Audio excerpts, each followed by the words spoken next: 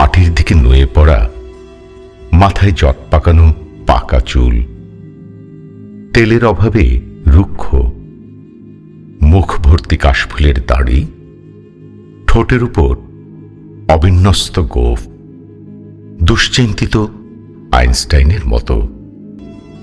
রোদ্দুরে পুড়ে, বৃষ্টিতে ভিজে, পথের ধুলোবালিতে মিশে তার মুখের চামড়া এখন বার্ধক্যে এসে প্রাক্তন লাবণ্য হারিয়েছে। গাল গেছে বসে, দিব্যদৃষ্টি সম্পন্ন চোখ দুটো ঢুকেছে কোটরে, তাতে অনিদ্রাজনিত পিচুটি। আক্কেল দাঁতগুলোর কথা ঠিক বলতে পারবো না, তবে দৃষ্টিগ্রাহ্যগুলো প্রায় সবই অদৃশ্য হয়েছে। সাক্ষী গোপাল এখনো যে দু একটি অবশিষ্ট আছে, তার ব্যথায় মুখের চামড়া গিয়েছে কুঁচকে। পা জুতো শূন্য, হাতে শুকনো মরাল বাঁশের একখানা লাঠি, একেবারে যথার্থ অর্থেই অন্ধের যষ্ঠী যাকে বলে, তাই দিয়ে তাল ঠুকতে ঠুকতে তিনি এখন পথ হাঁটেন। পথ বলতে সেই সব খোয়া ওঠো পথগুলো যেগুলো শটান পৌঁছেছে কোনো না কোনো গেরস্ত ঘরের দরজায়। এখন তার চোখের জ্যোতিতে সেই অলৌকিক বিভা নেই, দেখতে পান না সেই আগের মতো। চোখের চাইতে বরং তার এখন ভরসা বেশি এই বাঁশের লাঠির ওপর। পাপ পুণ্য তো দূরের কথা, মানুষের বন্ধ ঘরের দরজার তালাও এখন আর তার চোখে পড়ে না। নাকি তালাটা কিছু নয়? সাত সকালে শুনি পাশের ঘরে তালা দেওয়া দরজার সামনে দাঁড়িয়ে তিনি ডেকে চলেছেন এক কল্পিত আম্মাকে। গরিব নাচের অন্ধ ভিক্ষুকের কিছু খরচ দেন গো আম্মা। ও আম্মা, আম্মা গো, আম্মা, আম্মা। কিছুক্ষণ দম নেন, তারপর আবার শুরু করেন প্রথম থেকে। গরিব নাচের অন্ধ ভিক্ষুকের কিছু খরচ দেন গো আম্মা। ও আম্মা, আম্মা গো, আম্মা, আম্মা।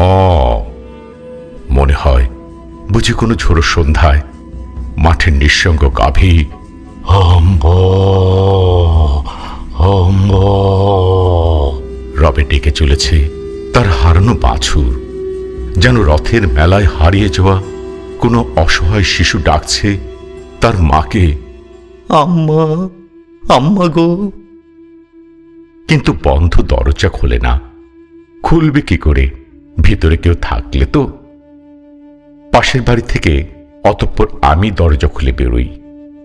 আম্মা ডাকের ব্যাকুলতায় যাকে মনে হয়েছিল নিতান্ত এক ব্যথিত কিশোর, বাইরে এসে দেখি তিনি এক থুত্থুরে বুড়ো, তালা দেওয়া দরজার সামনে একঠায় দাঁড়িয়ে, যেন মাছ ধরতে ছিপ ফেলেছেন নদীতে।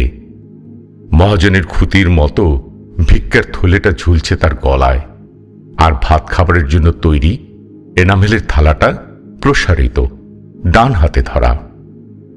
এমন বৃদ্ধকে কাজ করে খাওয়ার সুদুপদেশ দেওয়াটা নিতান্তই বেমানান হবে এই ভেবে ঠোঁটের ডগায় বাধা উপদেশটাকে লুকিয়ে ফেলে বললাম, আপনার ছেলে পুলে নেই?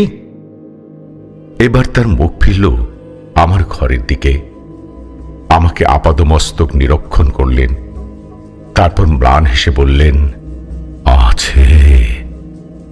তার কণ্ঠস্বরে প্রত্যয়, আছে। আমার অবাক হবার পালা। সাধারণত এসব প্রশ্নের উত্তর হয়ে থাকে না। আপনার ছেলেরা কোথায়?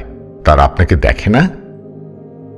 বৃদ্ধ তার পাণ্ডুর হাতখানি বাড়িয়ে স্পর্শ করলেন আমাকে। তোমরাই তো আমার ছেলে বাবা। তার স্পর্শের মধ্যে ছিল সম্মোহনের জাদু। আমার অন্তরাত্মা কেঁপে উঠল সেই স্পর্শে। তার কণ্ঠ নিঃসৃত দাবি প্রতিধ্বনি তুলল আমার রক্তে, তোমরাই তো আমার ছেলে বাবা। পকেট থেকে 1 টাকার একটা হরিণ মার্কা কর করে নোট এনে বাড়িয়ে ধরলাম তার দিকে। এই নিন। তিনি মাথা নাড়লেন, অর্থাৎ টাকা চাই না। তাহলে কিছু চাল দেব? না। গত রাত্রির কিছু বাসি ভাত থাকতে পারে, খাবেন? তিনি নির্বিকার, নাকি রাগ করলেন বাসি ভাতের কথা শুনে? পুরনো পাঞ্জাবি বা কোনো ছেঁড়া লুঙ্গি টুঙ্গি এসবই তো ভিক্ষুকেরা চায়। দীর্ঘশ্বাস ছেড়ে বৃদ্ধ বললেন, না বাবা, এসবের জন্য আমি আসিনি। এবার আমার বিরক্ত হবার কথা। তাহলে আপনার জন্য কি করতে পারি আমি? বললাম রাগত স্বরে। নৈশব্দ পেরিয়ে ধীর পায়ে তিনি এগিয়ে এলেন আমার কাছে, একেবারে শরীরে শরীর লাগিয়ে দাঁড়ালেন আমার মুখোমুখি। তারপর কানের কাছে মুখ এনে নির্দ্বন্দ্ব উচ্চারণে বললেন, বিপ্লব। বিপ্লব শব্দের এমন মধুর উচ্চারণ আমি পূর্বে শুনিনি। তখনও লাল পালক খচিত একটি অচেনা পাখি এসে বসল ভোরের উঠোন আলো করে। নারকেলের চিরল পাতায় লাগলো ঝোড়ো হাওয়ার দোলা। আকাশ জুড়ে শুরু হলো খেপা মেঘের তাণ্ডব। সেই সঙ্গে মানুষের সমুদ্র গর্জনবাহী মিছিল। দ্রুম দ্রুম দ্রিমিকি দ্রিমিকি ঠাঁ ঠাঁ শব্দ গুড়িয়ে গুড়িয়ে ক্রমশ এগিয়ে চলল। আমি কি স্বপ্ন দেখছি?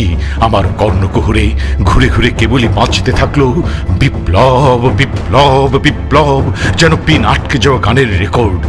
এই কি তবে ঈশ্বরের নতুন নাম, নতুন জপমন্ত্র এই শতাব্দীর? সম্বিত ফিরে পেয়ে চেয়ে দেখি এনামেলের শূন্য পাত্রটি উঠানে পড়ে আছে। পাত্র হাতে যিনি এসেছিলেন